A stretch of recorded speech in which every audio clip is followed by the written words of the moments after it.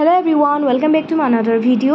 আপোনালোকে সঁচাকৈ মোৰ প্ৰিভিয়াছ ভিডিঅ'বিলাকত বহুতখিনি মৰম দিছে কাৰণ মই যিমান পাৰো ইম্পৰ্টেণ্ট কুৱেশ্যনবিলাক ডিছকাছ কৰি থাকোঁ আপোনালোকৰ লগত। সেয়েহে আজি মোৰ প্ৰথমটো কুৱেশ্যন দিয়া আছে শংকৰদেৱৰ প্ৰথম নাটখনৰ নাম কি? ইয়াৰ উত্তৰটো কি হ'ব আপোনালোকে কমেণ্ট কৰি নিশ্চয় জনাব। ইয়াৰ পাছৰ পৰা আজি আমি আমাৰ ভিডিঅ'টো আৰম্ভ কৰিম। আৰু যিসকল নতুনকৈ এই চেনেলত আহিছে চেনেলটো ছাবস্ক্ৰাইব কৰি দিবলৈ নিশ্চয় নাপাহৰিব। নেক্সট, অসম ৰাজ্যিক সংগ্ৰহালয় ক'ত অৱস্থিত? শুদ্ধ উত্তৰ চাৰিটাৰ ভিতৰত হ'ব option number C, Guwahati. Next one, মহাভাৰতখন কোনে অসমীয়ালৈ অনুবাদ কৰিছিল? ৰাম সৰস্বতী, অনন্ত কণ্ডলী, শংকৰদেৱ, মাধৱদেৱ। ইয়াৰ চাৰিটাৰ ভিতৰত শুদ্ধ উত্তৰটো হ'ব অপশ্যন নম্বৰ এ, ৰাম সৰস্বতী। ৰাম সৰস্বতীয়ে মহাভাৰতখন অসমীয়ালৈ অনুবাদ কৰিছিল। অনাতাঁৰ যোগে সম্প্ৰচাৰ হোৱা অসমীয়া ভাষা প্ৰথম নাট কোনখন? Joymoti, Mission China, Bin Baragi, Tejimola. ইয়াৰ শুদ্ধ উত্তৰটো হ'ব option number C, Bin Baragi. Next, প্ৰথম অসমীয়া দৈনিক বাতৰি কাকতখনৰ নাম কি?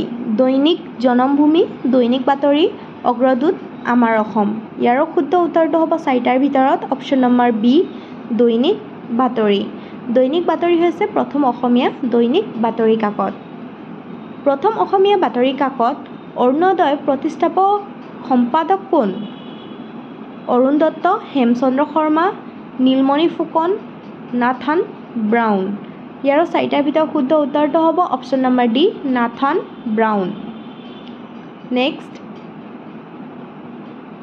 অসমৰ জাতীয় সংগীতটোৰ ৰচক কোন? লক্ষ্মীনাথ বেজবৰুৱা, হেমচন্দ্ৰ শৰ্মা, নীলমণি ফুকন, ভূপেন হাজৰিকা। ইয়াৰ শুদ্ধ উত্তৰটো হ'ব অপশ্যন নম্বৰ এ, লক্ষ্মীনাথ বেজবৰুৱা। লক্ষ্মীনাথ বেজবৰুৱা হৈছে অসমৰ জাতীয় সংগীতটোৰ ৰচক। নটসূৰ্য ৰূপে আখ্যা লাভ কৰা অসমীয়া নাট্যকাৰজন কোন?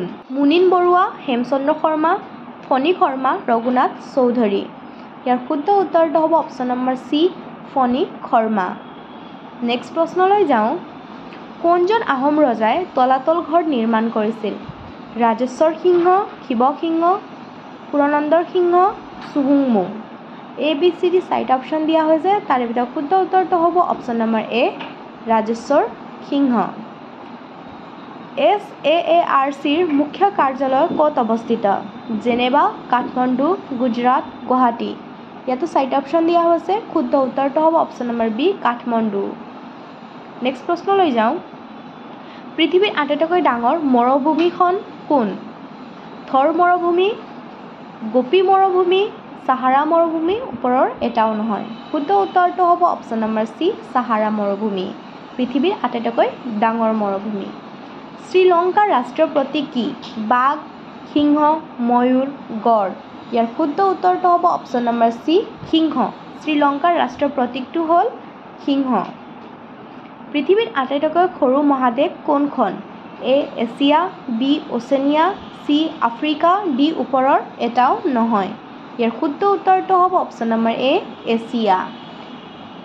B, Oceania. পৃথিৱীৰ আটাইতকৈ সৰু মহাদেশখন হৈছে অচেনিয়া। মিজোৰামৰ ৰাজধানী কি? A, Kathmandu, B, Tripura, C, Manipur, D, Aizawl. শুদ্ধ উত্তৰটো হ'ব অপশ্যন নম্বৰ ডি, আইজল। মিজোৰামৰ ৰাজধানী হৈছে আইজল। তলৰ কোনখন নদীক চীনৰ চকুলো বোলা হয়? হুৱাংহো, ইয়াংজি, আমুৰ, ওপৰৰ এটাও নহয়। শুদ্ধ উত্তৰটো হৈছে অপশ্যন নম্বৰ এ, হুৱাংহো। ইয়াৰে পাছৰ প্ৰশ্নলৈ যাওঁ, আৰ্য সমাজ কোনে প্ৰতিষ্ঠা কৰিছিল? ৰাজা ৰামমোহন ৰয়, স্বামী বিবেকানন্দ, দয়ানন্দ সৰস্বতী, ওপৰৰ এজনো নহয়। ইয়াৰ শুদ্ধ উত্তৰটো হ'ব option number C, Dayananda Saraswati. Arya Samaj Dayananda সৰস্বতীয়ে প্ৰতিষ্ঠা কৰিছিল। আমাৰ ৰাষ্ট্ৰীয় প্ৰতীক অশোক স্তম্ভত মুঠতে কেইটা সিংহ আছে? এটা, দুটা, তিনিটা, চাৰিটা। শুদ্ধ উত্তৰটো হ'ব অপশ্যন নম্বৰ ডি, চাৰিটা। আমাৰ ৰাষ্ট্ৰীয় প্ৰতীক অশোক স্তম্ভত মুঠতে চাৰিটা সিংহ থাকে। NEFA তলৰ কোনখন ৰাজ্যৰ পুৰণি নাম? অৰুণাচল প্ৰদেশ, মণিপুৰ, মিজোৰাম, নেপাল। ইয়াৰ শুদ্ধ উত্তৰটো হৈছে অপশ্যন নম্বৰ এ, অৰুণাচল প্ৰদেশ। ইয়াৰে পাছৰে প্ৰশ্নলৈ যাওঁ, ইয়াত দিয়া হৈছে সোণালী বান্দৰৰ বাবে বিখ্যাত অভয়াৰণ্য কোনখন? পবিতৰা অভয়াৰণ্য, গৰমপানী অভয়াৰণ্য, চক্ৰশিলা অভয়াৰণ্য, লাওখোৱা অভয়াৰণ্য। ইয়াৰ শুদ্ধ উত্তৰটো হ'ব অপশ্যন নম্বৰ চি, চক্ৰশিলা অভয়াৰণ্য, যিটো সোণালী বান্দৰৰ বাবে বিখ্যাত অভয়াৰণ্য। তলৰ কোনটো গ্ৰহক নীলা গ্ৰহ বোলা হয়? পৃথিৱী, ইউৰেনাছ, নেপচুন আৰু শনি গ্ৰহ। ইয়াৰ শুদ্ধ উত্তৰটো হৈছে অপশ্যন নম্বৰ এ, পৃথিৱী। পৃথিৱীক নীলা গ্ৰহ বুলিও কোৱা হয়। শোণিতপুৰ কোন ৰজাৰ ৰাজধানী আছিল?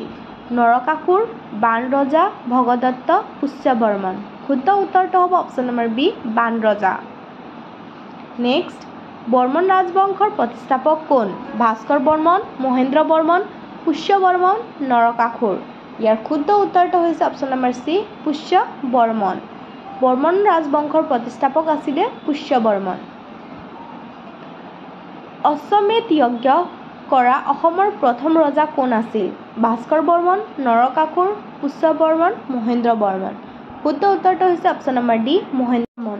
নেক্সট, কুমাৰ ৰজা উপাধিটো কাক দিয়া হৈছিল? নৰকাসুৰ, ভাস্কৰ বৰ্মন, পুষ্যবৰ্মন, মহেন্দ্ৰ বৰ্মন। ইয়াৰ শুদ্ধ উত্তৰটো হৈছে option number B, Bhaskar Barman.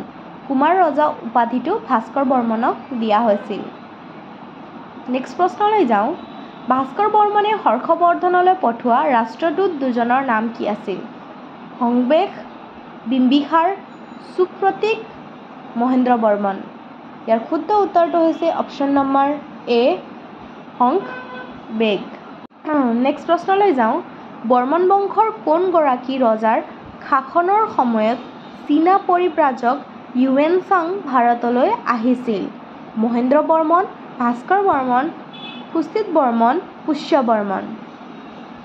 ইয়াৰ শুদ্ধ উত্তৰটো হৈছে option number B, Bhaskar Varman. কোনজন ৰজাৰ মৃত্যুৰ লগে লগে বৰ্মন বংশৰ ৰাজত্ব অন্ত পৰিছিল? মহেন্দ্ৰ বৰ্মন, পুষ্যবৰ্মন, ভাস্কৰ বৰ্মন, সুস্থিত বৰ্মন। ইয়াৰ শুদ্ধ উত্তৰটো হৈছে option number C, Bhaskar Varman. পাছৰ প্ৰশ্নলৈ যাওঁ। ইয়াত সোধা হৈছে শদিয়াৰ কুন্দিল নদীৰ পাৰত তলৰ কোনজন ৰজাই কুন্দিল নগৰ পাতিছিল? বাণ ৰজাই, ভীষ্মক ৰজাই, নৰক ৰজাই, ভগদত্ত ৰজাই। ইয়াৰ শুদ্ধ উত্তৰটো হৈছে অপশ্যন নম্বৰ বি, ভীষ্মক ৰজাই। ভীষ্মক ৰজাই কুন্দিল নগৰ পাতিছিল। নেক্সট প্ৰশ্নলৈ যাওঁ। অশ্বমেধ যজ্ঞ কৰা কামৰূপৰ প্ৰথমগৰাকী ৰজাৰ নাম কি? মহেন্দ্ৰ বৰ্মন, সমুদ্ৰ বৰ্মন, সুস্থিত বৰ্মন, পুষ্যবৰ্মন। ইয়াতো চাৰিটা অপশ্যন দিয়া হৈছে এ, বি, চি, ডি। তাৰে ভিতৰত শুদ্ধ উত্তৰটো হৈছে অপশ্যন নম্বৰ এ, মহেন্দ্ৰ বৰ্মন। কামৰূপৰ প্ৰথমগৰাকী অশ্বমেধ যজ্ঞ কৰা ৰজা। ইয়াৰে পাছৰে প্ৰশ্নলৈ যাওঁ। অসমৰ প্ৰাচীনতম শাসকগৰাকী কোন আছিল? বানাসুৰ, মহিৰংগ দানৱ, সুস্থিত বৰ্মন, পুষ্যবৰ্মন। ইয়াৰ শুদ্ধ উত্তৰটো হৈছে অপশ্যন নম্বৰ বি, মহিৰংগ দানৱ অসমৰ প্ৰাচীনতম শাসকগৰাকী আছিল।